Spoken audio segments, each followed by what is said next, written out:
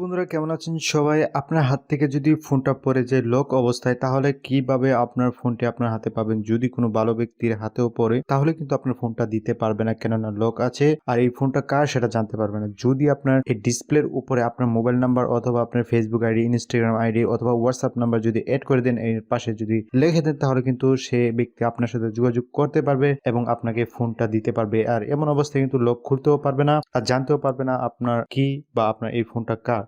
তো এই শর্টকাট কাজটি করার জন্য আপনারা চলে যাবেন মোবাইলের সেটিংসে গিয়ে কিন্তু আপনারা এই কাজটা করতে পারবেন অনেক ইজিলি ভাবে। এই সেটিংসটি সবার ফোনে থাকে, আশা করি আপনারা সবাই এই কাজটা করে নেবেন। বন্ধুরা, এই ভিডিওটার মূল কাজে যাওয়ার আগে আপনাদের কাছে না বললেই নয়, আপনারা অবশ্যই ভিডিওটা এক্ষুনি শেয়ার করে দেন এবং একটি লাইক করে দেন। এক্ষুনি লাইক করে দিন।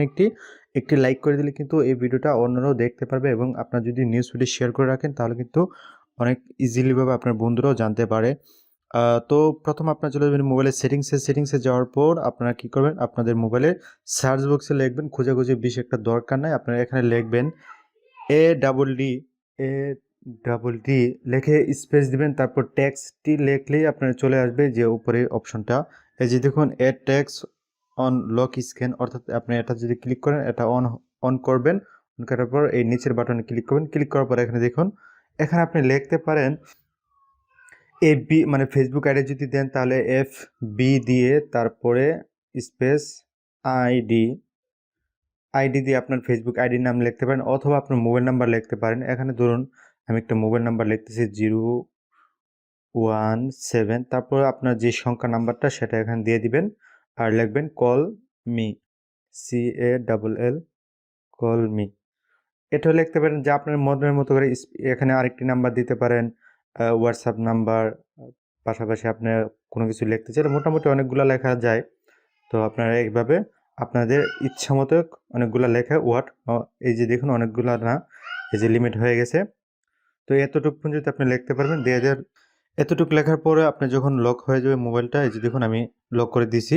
এখন যদি কোনো জায়গায় পড়ে যায়, এই যে দেখুন এখানে কিন্তু আমরা দেখতে পাচ্ছি এখানে নাম্বারটা অনেক বড় হওয়ার কারণে এইভাবে কিন্তু মানে এদিক থেকে এদিক যাচ্ছে। আর যদি ছোট হয় তাহলে আর কি এখানেই সমাপ্ত হয়ে যাবে, অর্থাৎ এইভাবে অল্প করে থাকবে।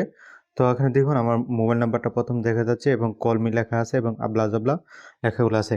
তো এইভাবে কিন্তু আপনারা আপনাদের মোবাইলে লক স্ক্রিনে এই আইডিটা দিতে পারেন বা এইটা দিয়ে দিতে পারেন। দিয়ে দিলে পরে আপনারা অনেক সহজে ভালো মানুষের হাতে যদি মোবাইলটা পড়ে তাহলে কিন্তু পাবেন। আর যদি আজকের মতো এখানে শেষ করতেছি। পরবর্তীতে নতুন ভিডিও পেতে চ্যানেলটি সাবস্ক্রাইব করে না এবং ফেসবুক পেজটি ফলো করে রাখেন। সবাইকে ধন্যবাদ। আল্লাহ হাফেজ।